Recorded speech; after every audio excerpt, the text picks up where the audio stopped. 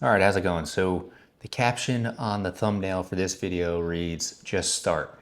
So I'm going to get into the breakdown of this day's workout. So it was week one, day 5, which was last Friday. But I wanted to use this workout to kind of show how simple and basic you can structure your workout so it doesn't get too complicated. So the reason why I chose just start as the caption on the thumbnail is because in this day and age of science-based lifting, not that there's anything wrong with science-based lifting at all, things can start to seem to get super complicated. So as you're talking about hitting different muscle groups, different types of working out like hypertrophy or going after strength-based lifting, separating how many reps and sets you should be doing each day and each week of each body group, all the different machines in the gym, all the different compound type exercises, whether you're working out for strength or to look ripped, or whatever the case may be. I completely understand how complicated it all gets. So that is why I just encourage you to just get started. Find a super simple, easy plan. I'm gonna lay out my Friday here for you. It's actually, you can consider it one of my more complicated days, which you'll find out isn't really complicated at all. But that's the idea behind this entire program in general, is just having something nice and simple that you could easily just show up on day one and figure out the movements. If you don't know them yourself, you could go on YouTube. I need to get better at doing tutorials on each of the movements. I will when I have a more private space where I can chat and I'm not competing with the sound of the gym. But the most important thing is just getting in the gym, getting on a nice simple program and start going through the movements. And that being said, you could just get in there and work out with a barbell, no weight on it, just to get the movements down. So if you want to get better at squatting or learn how to squat for the first time, you go in there with no weight and you start going through all of the motions, working on your form. And I'll get into that in a second, but working on your form, how to brace, and how everything should feel, getting the full range of motion in there. And same with bench and deadlift and everything else, and any of the machines you have in there. Just start off light and move on from there. That's another thing that gets kind of complicated is form. Proper form is an absolute must, right? You need proper form so that you don't get injured. And proper form will help you squeak out a few extra pounds as you start getting up to the upper threshold of whatever your strength is.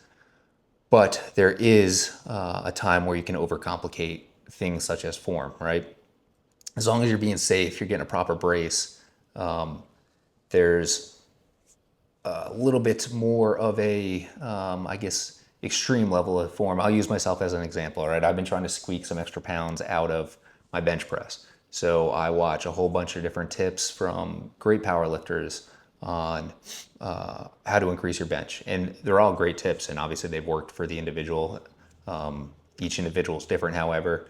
And I just found that after years of bench press, and I've gotten my bench up as high as 325, but now it's stuck in the 275 to 290 range. I got as high as I think 295 last year, but I was trying to put all these little tweaks in at once to try to just squeak some more poundage out of my bench press.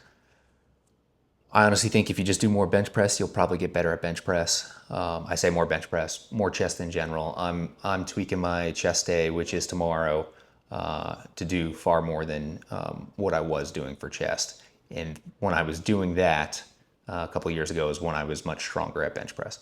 So I took all these small little tweaks and I tried throwing them in there at once, putting my hand grip further out, wider grips to reduce the range of motion, making sure I had a nice brace with my feet on the ground, which is obviously very important, shoulder blades on the bench, all these different things that are all vital to a good bench press. But I was trying to put them all together at once, and I completely overcomplicated it, and it doesn't need to be that complicated, right?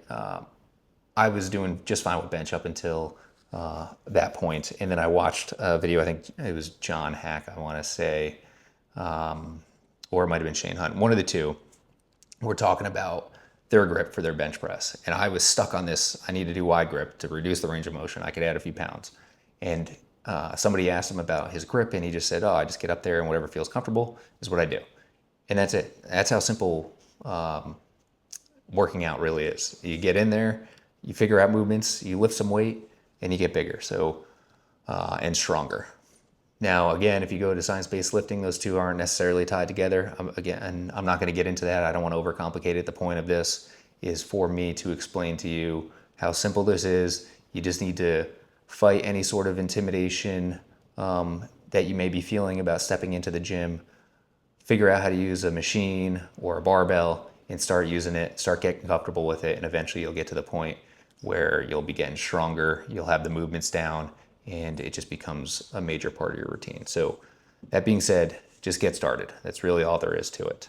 I'm going to break down this Friday workout, week 1, day 5. What it was a reduced volume squat day and some arms. Pretty simple day.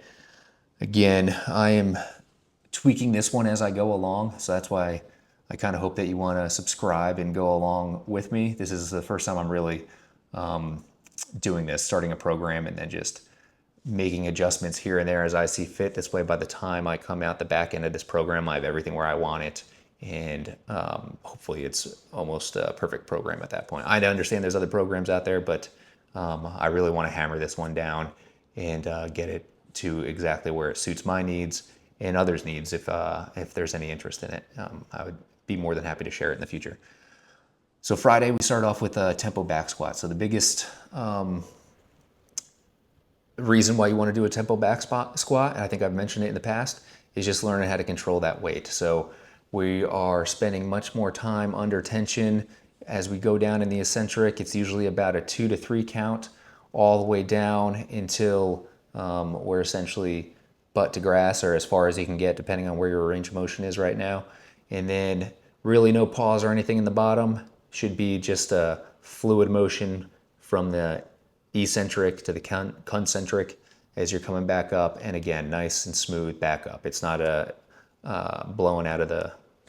not exploding out of the hole. It's just a nice smooth transition from the down to the up. And again, that's helping us control the weight. It's giving us more time under tension. It's help building all of those muscles in your glutes and your hamstrings, and then a little bit in your quads as well, not as much as with the front squat. So I did 3 sets of 5 at 70 to 75%. So I think I did a set at 265, 275, and 285, if I'm remembering correctly.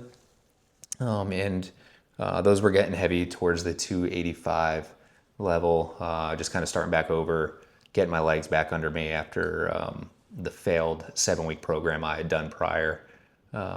Transitioning now more into lighter weight, higher volume, and then eventually we'll get into a higher weight. We progressively overload each week, but that's where I'm at for right now. Tempo back squats, 3 sets of 5. They felt great. Got tough at the end, but as I said in the last video, that's what it's all about. It's supposed to get hard eventually. It's not going to be easy all the way through.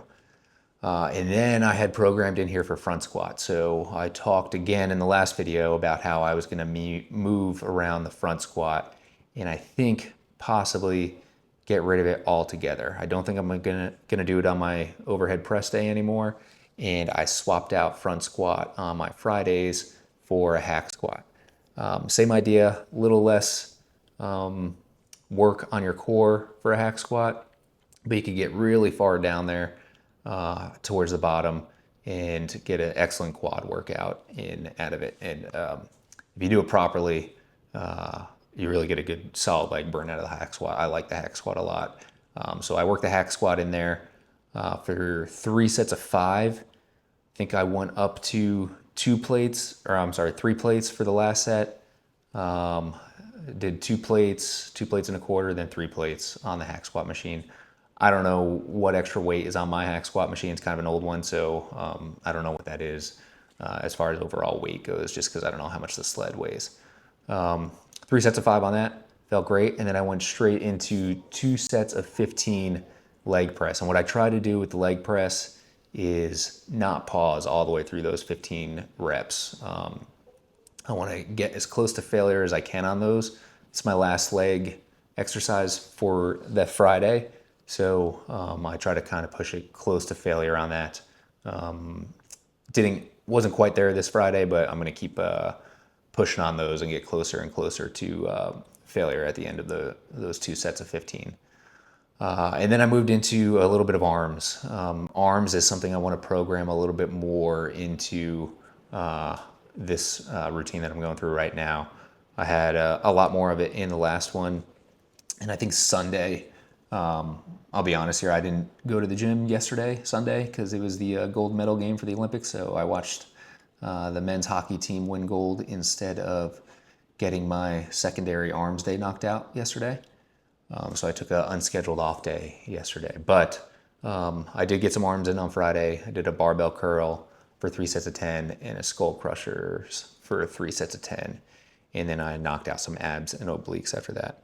Barbell curl felt fine. You'll see in the video, I'm a big cheater when it comes to barbell curls. I do a little bit of swaying. I add extra weight instead of sticking with the light weight and the controlled reps.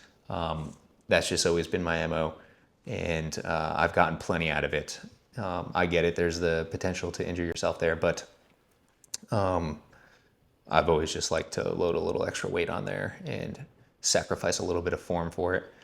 And then skull crushers, I like doing standing skull crushers. It kind of helps me concentrate the work on the triceps instead of laying on my back and starting to engage some of those other muscles. But again, there's also the potential for swaying when you're doing the standing skull crushers. So those don't always work out the way they're supposed to also. And then that is it for my Friday volume squat slash arms day, reduced volume squat slash arms day. Just a good overall day. Like I said, I made a couple tweaks on this one, and I think that means I probably did a couple tweaks on pretty much every single day. And I already know what I want to change for tomorrow's chest day. I'll probably record tomorrow's chest day and then talk about the big things I changed. So pretty simple. Some squats, a leg press, and some curls with the barbell, and then some skull crushers. Skull crushers sound intimidating. You look them up real quick. It's another simple movement. Working out in general should be simple. Once you have the basics down, that's when you can start digging into all the science-backed lifting. But until you have the basics down, don't worry yourself with that. Worry about some good, solid form. Work yourself up in weight and strength, and just get all those basics down before you start worrying about all the complicated stuff on the other side. Complicated stuff is good. It's interesting to me. I've been doing a lot more research recently. I pretty much just went to the gym for 25 years, going through the same motions, not really understanding what most of them are doing, most of the workouts we're doing, or how to do them properly. And still worked out for me. I've still been in decent shape for the entire time, but over the last 3, 4, 5 years is when I've started getting a little bit more into the science-based type stuff. Again, get the basics down and then do there. But just start. That's all I got to say. Just start. If you like this, this is, again, week 1, day 5. Feel free to follow along. Next one will probably be week 2, day 2, because I haven't recorded that one yet. And then, we'll keep progressing through this 8 weeks. I'll make tweaks where I can or where I want to. And by the time we're done with this 8-week program, I'll have it set up just perfect. All right, take it easy.